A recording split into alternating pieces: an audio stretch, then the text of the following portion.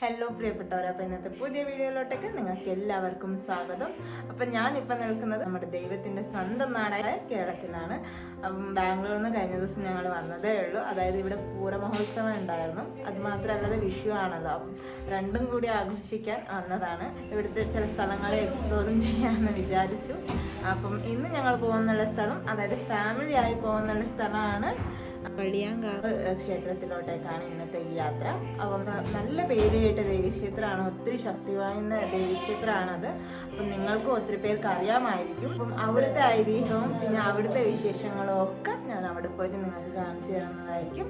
എന്നിലായ എല്ലാ ഡീറ്റെയിൽസും ഞാൻ കളക്ട് ചെയ്ത് നിങ്ങൾക്ക് പറഞ്ഞു തരാം. ഈ വീഡിയോ കണ്ടിന്യൂസ് ആയിട്ട് വാച്ച് ചെയ്യാം.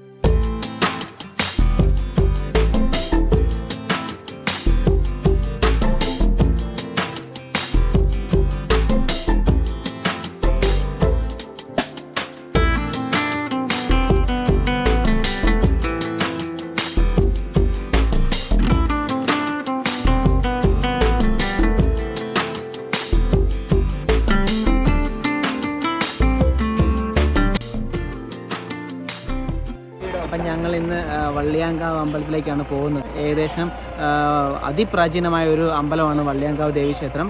പാണ്ഡവർ വനവാസത്തിന് വന്ന സമയത്ത് അവർ ദുർഗാദേവിയെ ആരാധിക്കുകയും ആ ദുർഗാദേവിയെ അവിടുത്തെ വനവാസികൾക്ക് ദാനം ചെയ്യുകയും ആ വനവാസികളാണ് പൂജിച്ച് ആ ദുർഗാദേവി പിന്നീട് ഭദ്രകാളിയായി മാറുകയും ചെയ്യുകയാണ്. അപ്പം പണ്ട് കാലത്ത് കേരളത്തിൽ തന്നെ 4 ക്ഷേത്രങ്ങളിൽ മാത്രമേ നമുക്ക് ഈ ഭദ്രകാളിയെ ആരാധിച്ചു വന്നിരുന്നു. അതിലൊരു പ്രധാനപ്പെട്ട ക്ഷേത്രമാണ് വള്ളിയാങ്കാവ്. അങ്ങനെയാണ് വള്ളിയാങ്കാവ് എന്നുള്ള പേര് വന്നത് തന്നെ. അപ്പം ഇതിൻ്റെ കുറേ വിശേഷങ്ങളും അതിൻ്റെ കുറേ ഐതിഹ്യ കാര്യങ്ങളെല്ലാം ഞങ്ങൾ പറയുന്നു. ഫാമിലി ആയിട്ട് പോവാണ്. ഞങ്ങളൊരു വലിയൊരു ബിഗ് ഫാമിലിയാണ്.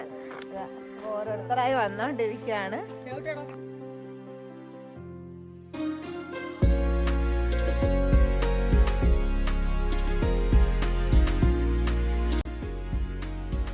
അപ്പം നമ്മുടെ ഫാമിലി വളരെ വലുതായിട്ട് നമ്മുടെ ഫ്രണ്ടിൻ്റെ വണ്ടി തന്നെയാണ് നമ്മൾ വിളിച്ചത്.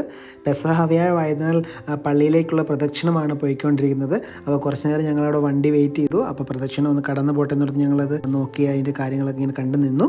ഇതാ ഞങ്ങൾ അതൊക്കെ കഴിഞ്ഞ് നമ്മൾ മെയിൻ റോഡിലേക്ക് പോവുകയാണ്. അപ്പം നിങ്ങൾ വരേണ്ടത് കോട്ടയം മുണ്ടയ്ക്കം റോഡിൽ നിങ്ങൾ മുണ്ടയ്ക്കം വരിക.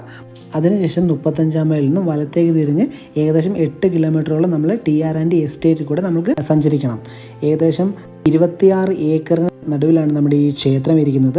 അതുപോലെ തന്നെ അത്രയധികം പ്രാധാന്യവും അത്രയധികം ശക്തിയുള്ളൊരു ദേവിയാണ് ഇവിടെ ഉള്ളത്. നമ്മളിത് അമ്പലത്തിലെത്തി. അപ്പോൾ ഇവിടെ നമുക്ക് റൂം കാര്യങ്ങളൊക്കെ അവൈലബിൾ ആണ്. AC റൂംസ്, നോൺ AC റൂംസുകളെല്ലാം അവൈലബിൾ ആണ്. വലിയ കുരിശി ചെറിയ കുരിശി ചെയ്യേണ്ടവർക്ക് ഒരു ദിവസം മുന്നേ തന്നെ ഇവിടെ എത്തി ഇവിടെ റൂമിൽ സ്റ്റേ ചെയ്ത് നെക്സ്റ്റ് ഡേ പൂജാ കാര്യങ്ങളൊക്കെ ഭംഗിയായിട്ട് തന്നെ പൂർത്തിയാക്കാൻ പറ്റുന്നതാണ്.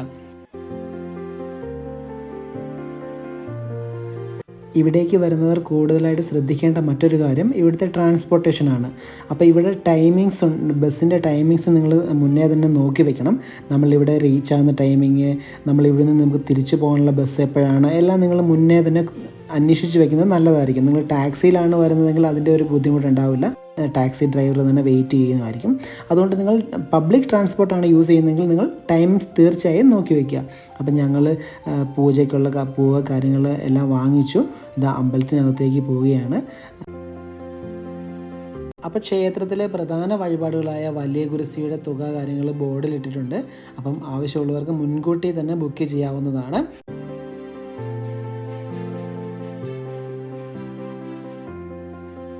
അപ്പം ഞങ്ങളിതാ ആൽമരത്തിൻ്റെ ചുവട്ടിലെത്തി. ഇവിടെ ഈ വലതുഭാഗത്ത് കാണുന്നതാണ് ഒരു വള്ളിക്കെട്ടിൽ 5 മൂർത്തികൾ, അതായത് പാണ്ഡവരുടെ പ്രതീകമായിട്ട് അവരുടെ ഒരു സാമീപ്യം ആ ഒരു വള്ളിക്കെട്ടിൽ ഇപ്പോഴും ഉണ്ടെന്നുള്ള വിശ്വാസത്തിൽ ആ വള്ളിക്കെട്ടിനെ ഇപ്പോഴും പൂജിക്കുന്നുണ്ട്. ആ വലതുഭാഗത്തുള്ളതാണ് ആദിവാസികളുടെ ആരാധനാമൂർത്തിയായ കരിങ്കൊറ്റിയാൻ. വെള്ളംകുടിയാണ് അവിടെ പ്രധാനമായ വഴിപാട്. ക്ഷേത്രത്തിൻ്റെ പൂർവികരായിട്ടുള്ള ഈ ചേച്ചിയോട് നമുക്ക് കൂടുതൽ കാര്യങ്ങൾ ചോദിച്ചറിയാം. അപ്പം ഇവിടുത്തെ ഐതിഹ്യം പഞ്ചപാണ്ഡവന്മാരൊക്കെ ഉണ്ടായിരുന്ന കാലത്ത് കുറച്ച് പേർക്ക് പഞ്ചപാണ്ഡവന്മാർ ഉണ്ടായത് നമുക്ക് കിട്ടിയ നമ്മുടെ കാരണവന്മാർക്ക് ഒരു മുത്തശ്ശനും മുത്തശ്ശിക്കും കിട്ടിയത് ഒരു കരിങ്കല്ല്. അതിന് ഞങ്ങളിവിടെ വെച്ച് ആചരിച്ചുകൊണ്ട് വന്നു. അത് ഇവിടെ ഇത് സായിപ്പന്മാരുടെ കാലത്ത് അവർ സായിപ്പന്മാർ തന്നിട്ടില്ല. പിന്നെ അവർക്ക് എന്തോ ഇത് തോന്നുന്നു നമുക്ക് തന്നു 21 ഏക്കർ സ്ഥലം. അങ്ങനെയാണ്. ഇപ്പം നമ്മുടെ കയ്യിൽ നിന്ന് പോയി ഇപ്പം ദേവസ്വം ബോർഡാണ് ഏറ്റെടുത്തിരിക്കുന്നത്. അപ്പൊ ഇവിടെ ഈ അമ്മ എങ്ങനെ ഇവിടെ അമ്മ ഇവിടെ വന്ന് നമ്മുടെ ഒരു മുത്തശ്ശനും മുത്തശ്ശിക്കും കിട്ടിയതാ കല്ലായിരുന്നു. അപ്പൊ അമ്മ ഇവിടെ ആ ഊഞ്ഞാലാടി വന്നൊരു ഇതേ ഉള്ളൂ. പക്ഷെ അങ്ങനല്ല, ഇതൊരു മുത്തശ്ശനും മുത്തശ്ശിക്കും കിട്ടിയ കല്ലാണ്. കല്ലിനെ കൊണ്ട് നമ്മളിവിടെ ആചരിച്ച്. അപ്പൊ അതിലൊക്കെ മുന്നേ നടന്ന കഥയാണ് ഈ പറയുന്നത്. ഇപ്പം ആ കിട്ടിയ കഥ ഇങ്ങനെയാണ്. പഞ്ചപാണ്ഡവന്മാരുടെ ഇരുന്ന കാലത്ത് പാഞ്ചാലിമേട് അവിടെ പിന്നെ ഞങ്ങളിത് കരക്കാരെല്ലാം കൂടെ കാനമ്മല കാര്യവരെ പാഞ്ചാലിമേട് ഇങ്ങനെയുള്ള സ്ഥലങ്ങളിൽ നിന്ന് എല്ലാവരും കൂടെ കൂടി കുമ്പൂത്തി എന്ന് പറയുന്ന സ്ഥലമെല്ലാം കൂടി ചെയ്തുകൊണ്ടിരുന്നായിരുന്നു. അപ്പം അതെല്ലാം ഞങ്ങളുടെ കൈവിട്ട് പോയി. അങ്ങനെ വെച്ച് ആചരിച്ചിരുന്നത്. ഇപ്പം സാധാ ഗുരുതി എന്നൊക്കെ നേരത്തെ ഗുരുതികളുണ്ടായിരുന്നു. ഇപ്പൊ ഗുരുതിയായി കൊടുക്കത്തില്ല, കുമ്പളങ്ങ അതിന് പകരമായിട്ട് കുമ്പളങ്ങ. പക്ഷെ കോയിനൊക്കെ കൊടുക്കും, ഇവിടെ എല്ലാം കൊടുക്കും.